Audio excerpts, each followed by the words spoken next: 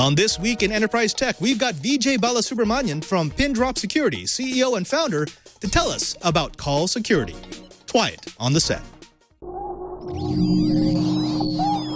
Netcasts you love. From people you trust. This is Twit.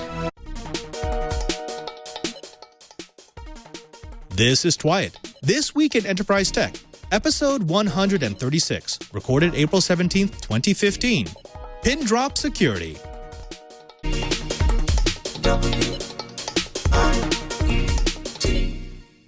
Welcome to Twiat, This Week in Enterprise Tech. It's the show dedicated to the enterprise professional, the IT pro, and the geek who just wants to know how the world is connected. I'm your host, Father Robert Balasubramaniyan, the digital Jesuit, your guide to all things in the enterprise.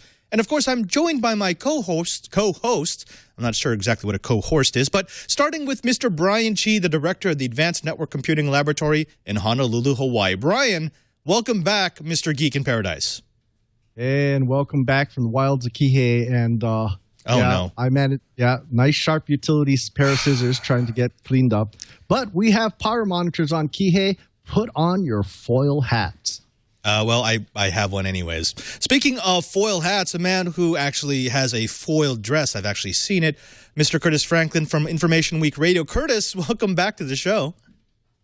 Thanks, Padre. It's great to be here, courtesy of the nice folks at the Marriott Residence Inn near the Orlando International Airport.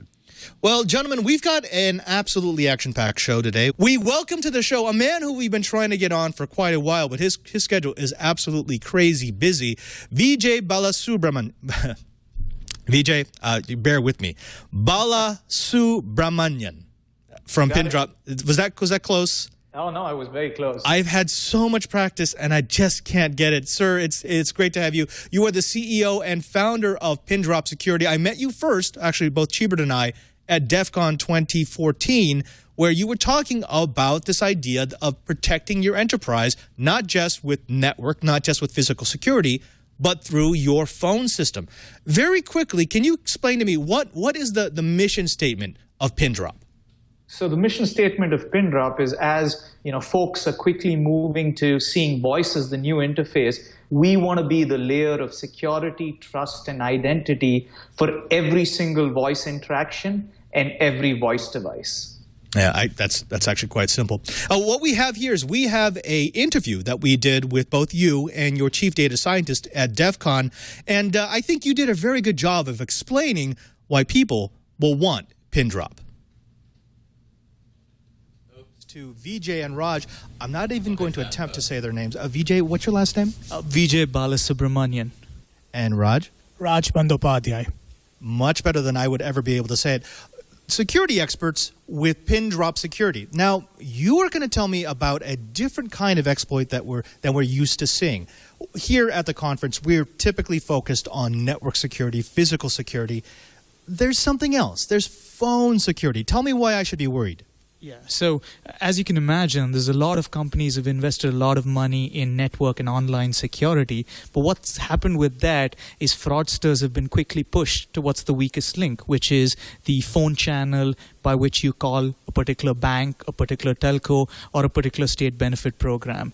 And so as a result of this, phone fraud is significantly on the rise, so much so that banks right now, which suffer about $4 billion in fraud, are estimating anywhere between 30 to 80% of all that fraud is actually coming on the phone channel. So it's a pretty massive amount of fraud all funneling through that one phone channel. Oh, Raj, what do you mean by phone fraud? I mean, how does someone take advantage of this weakest link in order to get information from you that they shouldn't have? There are a couple of ways to do this, but the most common one, think of what happens when you call into your bank using their customer service number. You call in and they ask you a few questions like, what's your mother's maiden name, what's your social security number, and so on.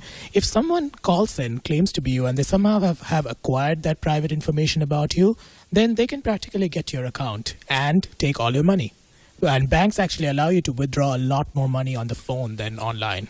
Right. So some of the more prominent uses are essentially, calling into the organization and essentially wiring money out or ordering new plastic, right? I'm traveling, I need new plastic to North Carolina, or I'm ordering new checks, or I'm increasing my credit limit. So there's a wide variety of ways in which you can monetize these accounts. On the retailer side, you've ordered a new camera. I can always claim that camera never reached my house.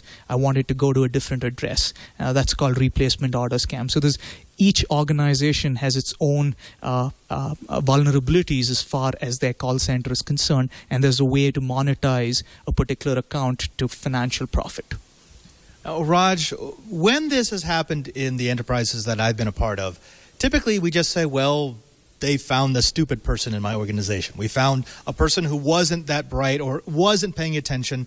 You're saying that maybe we could solve the problem earlier in the chain before the call even gets to the individual. That is correct.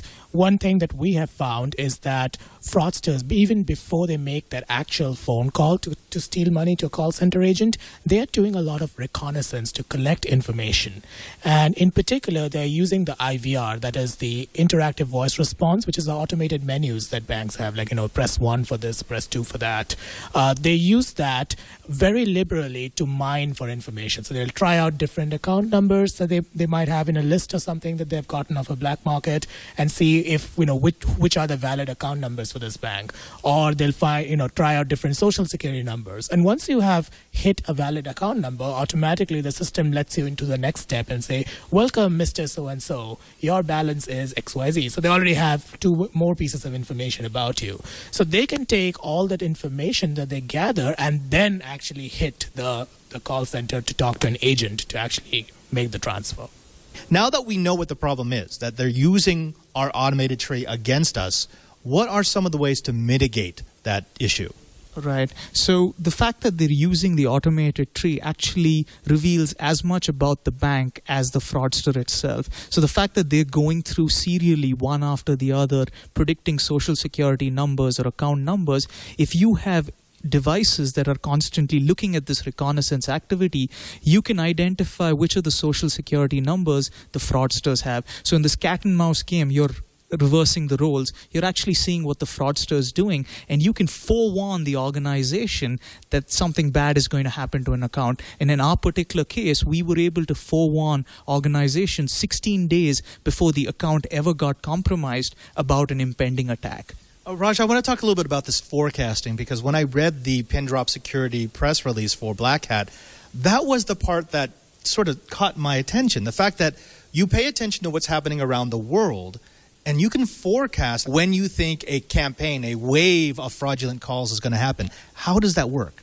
So basically, we look at a lot of the metadata around phone calls. So when organizations get phone calls, they collect not just the phone number, but also they keep track of timestamps, the call duration, but also what the caller is actually doing in the call, like what are they doing in those automated menus, the steps, and so on. So we look at 3 kinds of features there. One are what we call reputation features. What that means is that, what do we know about this phone number? So in many cases, there are phone numbers that look like legitimate phone numbers, but are actually invalid numbers, for example, because that number block has never been allocated to a carrier. A call center agent or a user, like a general regular person, would not know that. But we keep track of that, and we can flag that. There are other features like the carrier and the type of device and so on that form the reputation. The other thing we look at is called what we call velocity, which is, what is that phone number doing across time? Is it making, like calls to thousands of numbers a day, something like that? Or is it like making calls at some very periodic frequency, which would indicate an automated caller or something? So that's what we call velocity. Those are another very important set of indicators.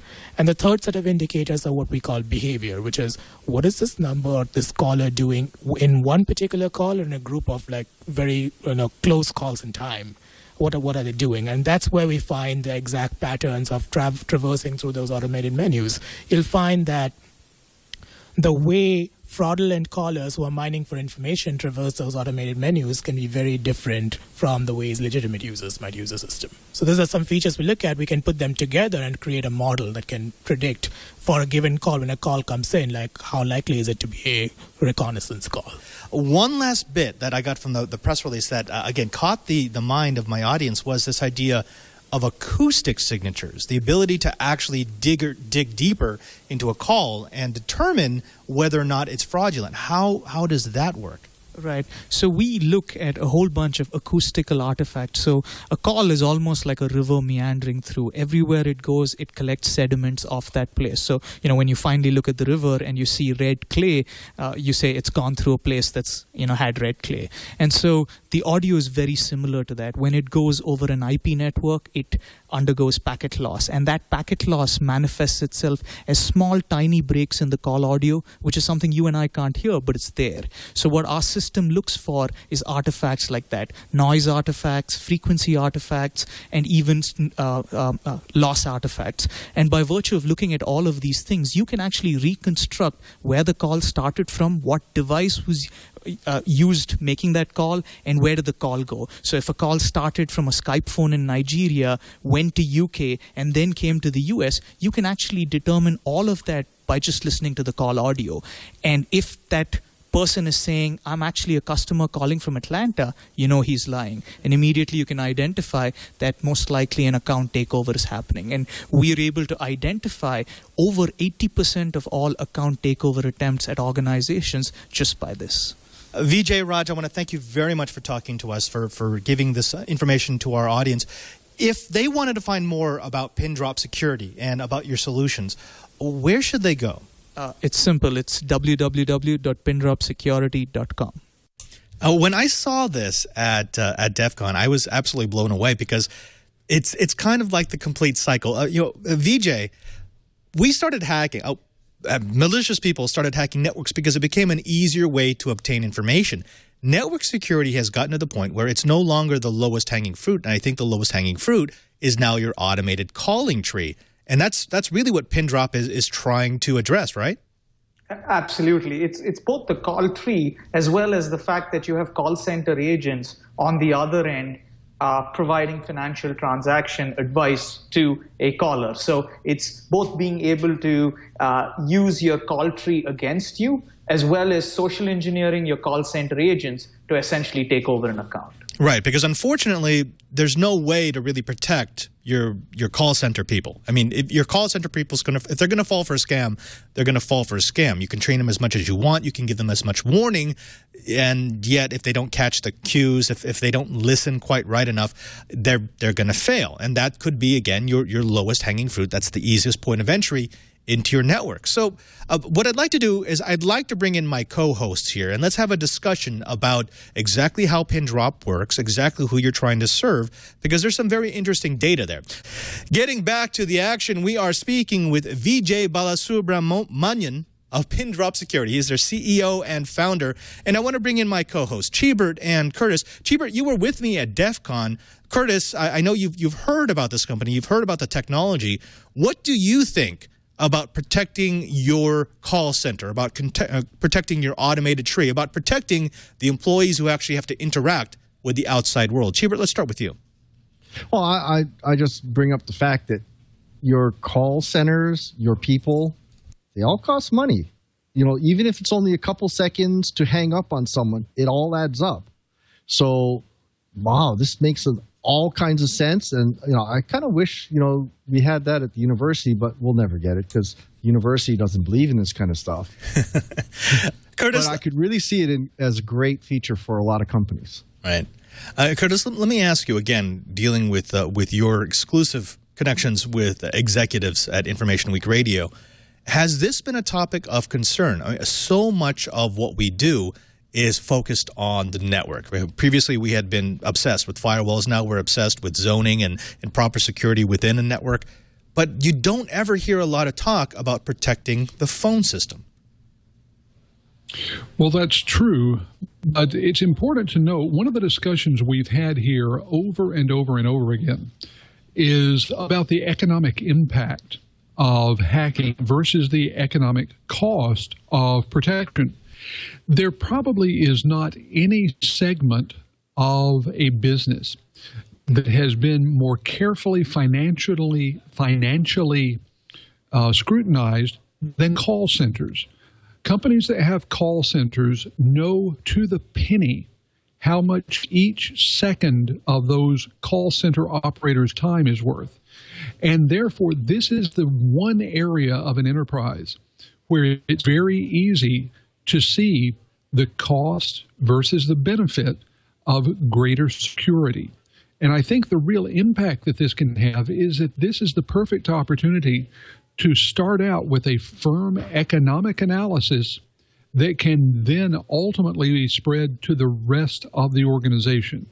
So if you want to really have better security throughout the organization, the call centers and the telephone systems they use are the perfect place to start.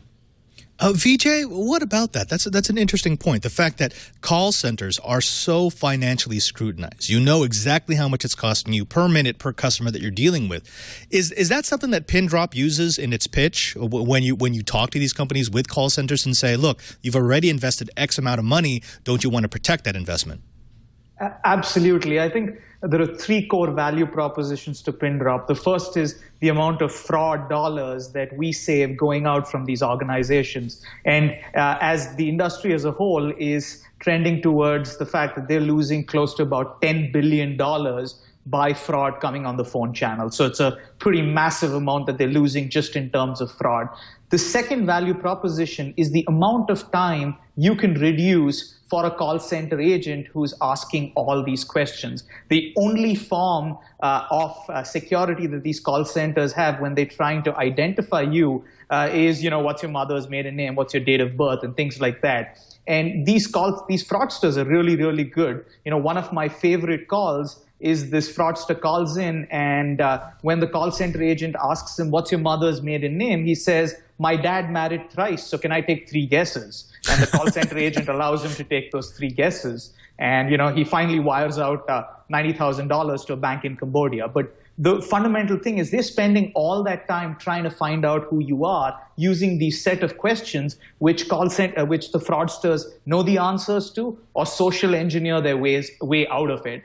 And so organizations on average are spending about 60 to 90 seconds asking you these questions. Each second, just to the point that you made, spends about 2.5 cents per second. So if you calculate that as a whole, in the US alone, they spend about $10.6 billion asking people these stupid questions. So absolutely, we can reduce the amount of time. The UK spends just as much in asking people questions, and that's very much a value proposition for Pindrop. That is a staggering amount of money, both spent to defend and lost through that kind of a fraud. I know you can't get too specific because, of course, these are your clients. They're, it's sensitive information. But let me ask you this: you could go to a call center and say, best practices here, if you want to defend against this fraud, is to use multi-factor authentication. But no call center would do that because now you're inconveniencing the customer, and you can't do that because then you start to lose business rather than losing it to fraud. So Pindrop is in a unique position here. You've got that 16-day forecasting where you can actually look at trends. You can look where the traffic is going, and you can look at where people are focusing their fraud attempts, and then you can warn your clients about it. So yep. Is that how you're doing it now? Are you telling your clients, we understand that you can't change the way that you verify, but we can at least tell you when you're being attacked? Right. That's one part of what we do, right? The fact that we can almost predict beforehand which accounts are going to be targeted. And this comes especially in handy when you have these big data breaches. So when Home Depot or Target or Anthem, whenever you had any of these data breaches, the fraudsters get small pieces of information. They get, for example, the name and address and the email address. And then they use that to figure out the social security number. And then they start mining the call tree to determine all other pieces of information. Now that I have social security numbers, which banks does this person bank with, which retailers does he buy his products from. And they do all of that and essentially compile an identity. And then they take the identity out to the cleaners, right? Then they steal money from that identity. But the fact that we can see that activity in the IVR, and in fact, we see a massive spike in activity after every data breach, because they're then trying to compile that identity. So that's absolutely one thing that we do, which is we forewarn customers of accounts that are, that have been caught in these data breaches or have been, identified by these fraudsters to go after. The second thing that we do is we also identify these fraudsters when they actually come in to the call center trying to steal money, right? That's another portion. And it's a combination of these two things, right? The fact that we can forewarn them for certain accounts, that there is reconnaissance activity happening on those accounts. And even if there is no reconnaissance activity and the fraudster has compiled the entire identity through some other means and comes into the call center trying to social engineer a call center agent, we can identify them even then. Right. Vijay, I do want to give you a couple of questions that we're getting from the people in the chat room live right now. We've got a very smart audience. Cool Breeze has just looked up your website after watching that video, and he is kind of blown away by the whole acoustic signature technology that you have. We glossed over it very quickly in the video, but in a nutshell, what you can do is you can listen to certain audio clues that we wouldn't, as humans, we just wouldn't listen to, that will tell you if something is VoIP, if you hear packets being switched off, between networks. Like, for example, when the system detects that they've got a live person and now they can attempt to defraud them. That's something that's unique to Pindrop, right? Can you tell us a little bit more about how that system works? Absolutely. So, in fact, that entire all these features together are called what are known as phone printing, and we're the only ones with patents for it. So we've built patents around this entire concept of phone printing. And we talked about one example, right? Call goes over a voice over IP network. We're doing this entire, podcast on a voice over IP system, Skype. So there is going to be packet losses, and those packet losses manifest themselves as tiny breaks in the call audio. So that's one example of a feature. Another example of a feature is as a lot of networks moved from analog to digital, what happened is in analog systems, you had ambient noise in the system. So when you were talking to someone over the phone, even if they were not speaking, you'd hear a faint shh kind of sound, which allowed you to know that that person on the other end, was still on the call. When you went completely digital, what would happen is that would get replaced but with pure silence. So you'd think the person on the other end hung up. And so what these devices started doing is introducing comfort noise just to make you comfortable that there's someone on the other end. And that comfort noise is algorithmically generated as opposed to being random. And that has a pattern. So the way your iPhone introduces comfort noise as opposed to the way an Android phone introduces comfort noise as opposed to the way BlackBerry introduces comfort noise is very, very different. That becomes another signature. So there are a variety of such signatures that are present within the call. We look at 147 such artifacts to build out the complete signature and are therefore able to identify the device, what geography is that call coming from, and what type of device is behind that particular call. Wait, let's back up just a second there, because you said something that just absolutely amazed me. Depending on what type of voice of device you're using, iPhone, Android, Windows Phone, BlackBerry, how it introduces that noise, you can actually audio print what device people are using? Absolutely. And that's the thing, right? One of the things that we detect very often is here's this person who's calling from a phone number. It's a AT&T cell phone in Atlanta, but the audio characteristics tell us it's actually a Skype laptop calling in from Nigeria. So something is very, very wrong with that call. It's most likely that that fraudster is spoofing that phone number and trying to take over the account. Wow, that's actually amazing. I really want to see that go. Cheebert, I did not know that. I had no idea that you could actually catalog what devices are calling your network just by listening to that silence. Have you seen this tech at all before? No, not really. No, but the comfort noise has been around for a very long time. When we did a voice over IP shootout for InfoWorld, maybe a decade ago, that's one of the things that they brought up during the briefings is digital calls are too silent, and comfort noise has to be introduced. And what Vijay is saying is absolutely true. It's just a matter of how you analyze it and pull those signatures out. And it sounds like Pindrop's really done a good job on that. Curtis, let me throw this over to you really quickly, because what we're hearing about the ability to phone print certain calls and the ability to find out when automated systems are being used, because that could be a precursor to fraud. This all sounds like something that every enterprise that implements a call center needs to do, and yet I don't think they do. What would be your take if you were trying to speak to a CTO or CEO, a CFO, and explain why they need to include this along with the bill of materials for any new call center? How would you try to explain it to them? Well, I think the big way you explain it is to go back to the words of a recent government official who told the world, you know what? You're going to have to deal with attackers. You just have to assume that they're going to be there. And with that, you have to look at ways to know when they have hit your border and sometimes even know when they've made it through. This is a valuable tool in that direction. I mean, it's not a question of whether people are going to use any given method, any given attack vector to try to reach you. They are. And so in the same way that we now accept the need for firewalls, we accept the need for IPS, IDS, we accept the need for all kinds of things, it's time to add this to the list of things that we simply accept as a necessary part of the cost of doing business. Why do we do that? Because, to be brutally honest, the cost of failure is just so darned high. All right. Vijay, I want to go back to you.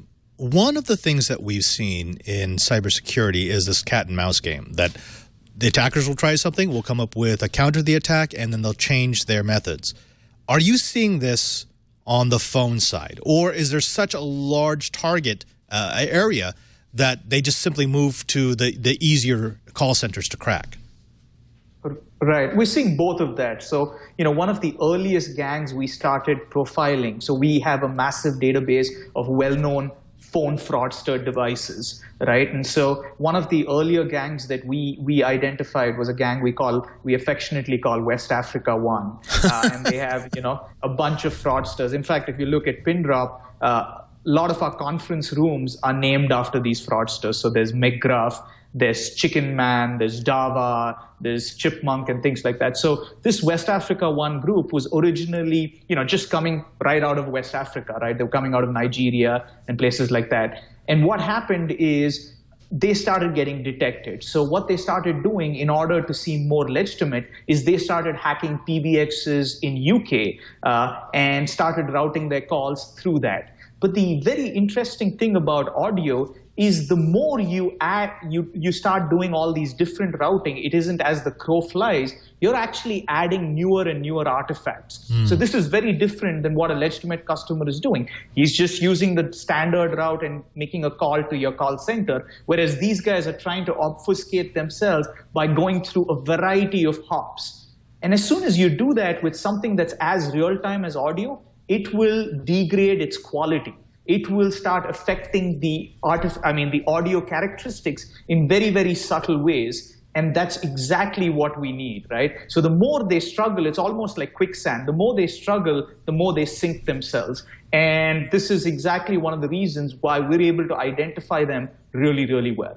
So in essence, what they're trying to do is they're trying to avoid detection the old school way, how you would do it if you were just routing IP data, which is you compromise more systems so you can make more hops and get away from the origin more effectively. What you're saying is, as you do that, as you obfuscate the network route, you actually make it easier to identify acoustical anomalies. Yep. As you obfuscate the network route, you open up the audio route. You clearly show what the audio route is. So of course, you can't tell me because then they'd start using it. But this sounds like an incredibly effective way to identify these sorts of attacks, because you really can't get around it. I mean, the more you try to get away from letting people actually locate where you are, the easier it will be for you to detect that, oh yeah, this is probably a scam attempt. Absolutely. And that's the thing, right? Until they actually physically relocate themselves to every fraud customer that they're trying to impersonate. So they're trying to impersonate you, they relocate to your area, get your kind of device, get your service provider, and do that for every single customer account that they're trying to target, because as soon as it's different from the typical customer account, you can immediately see the anomalies. If they do that, that's the only way they'll beat the system. But fraudsters believe in economies of scale, right? Fraud as a service is a very real thing. So they want to do things at scale. And by virtue of doing that, they reveal themselves. And so that's one of our most effective ways in identifying them. And this is why what we find them doing is, as soon as they find that it's just that hard to steal an account, somehow this system is detecting them each time, and it's doing that behind the scenes without them knowing what we're really doing. What they do is move on to the next organization. Right. And that works really, really well for us, because as soon as we've deployed in one organization, bank number 2 or retailer number 2 gives us a call and says, we're suddenly seeing a spike in fraud in the voice channel. So it works well for us. I kind of think of it as when someone tents a house for fumigation, all the vermin move to the house that's not tented. So essentially, anyone not under the Pindrop tent, they're coming for you. Yep. All right. One last question. This is more fun, and this is coming out of the chat room again. This kind of technology could be applied at more than just the call center level. I mean, obviously, it works very well for a call center, but this ability to actually detect where calls are coming from and give you a degree of certainty that it's coming from where you think it's coming from, I could see it being used on the individual level. I mean, if a bank were to maintain the acoustic profiles that are often seen for a verified customer that knows, okay, this person normally calls from an iPhone or from home or from a PBX system. These are the acoustic signatures for those calls. This is what I should be hearing when that person is calling me. Now you get more of a whitelist rather than a blacklist. Is that something that Pindrop's looking at, or that's so far down the line that you don't even have to worry about it? No, that's absolutely something we're looking at. So what we're doing is we're actually combining the phone print with your voice to say, is this Robert calling from his device, calling from his typical location? So the right person calling from the right phone, calling from the right location. And that allows a true multi-factor authentication mechanism, which totally eliminates the need for these questions, all these other ways in which they're trying to identify you. And you can start seeing how that can be used for things other than authentication, right? You want a more personalized customer experience. You can absolutely enable that once you clearly know who you're talking to on the other end. And it might be for an account, a customer that you already know about, or you can do it across organizations. So what if I've never banked with a particular bank, right? I've seen this person have interactions with other organizations, be it retailers, be it telcos, and now this is the first time he's presenting himself to me. Now that I have all this information already with him, I know exactly what his preferences are, and my conversation with him is going to be a purely customized one. Vijay Balasubramaniyan, I want to thank you so very much for being on this episode of Twiat. We're going to have you back at some point. This is amazing technology. We've got plenty of comments pouring in from the chat room and from my internal chat room here with Brian, who's saying this would be great for the FBI. This would be great for 911 operations to be able to verify calls. Could you please tell the folks at home where they can find you, where they can find Pindrop, if they want to read more in depth about the services that you offer? The way to go is www.pindropsecurity.com. We have a whole bunch of white papers. We have data sheets. We have a whole bunch of information. Even the original technical paper that I wrote back in 2010, which introduced the idea of phone printing, is available. So you can absolutely go there and request for information. Vijay, it's been an absolute pleasure. Thank you very much. And we will see you next time. Absolutely, Robert. Thank you. Folks, that's it. You've spent another hour listening to the best dang enterprise podcast in the universe. That's according to 9 out of 10 call center scamsters. Until next time, I'm Father Robert Balasubramaniyan, the digital Jesuit. And remember, if you want to know what's going on in the enterprise, just keep quiet.